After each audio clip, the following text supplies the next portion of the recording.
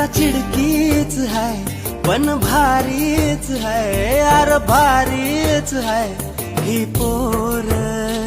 हिच्या माग माग लागून माझ्या जीवाला लागलाय घोर.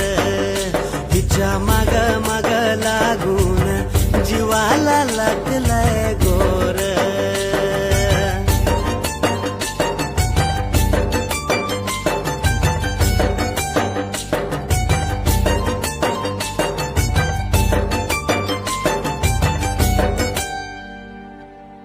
बाप खासदार भाऊ आमदार हिचा, माझं काय शेतावरती राहणं.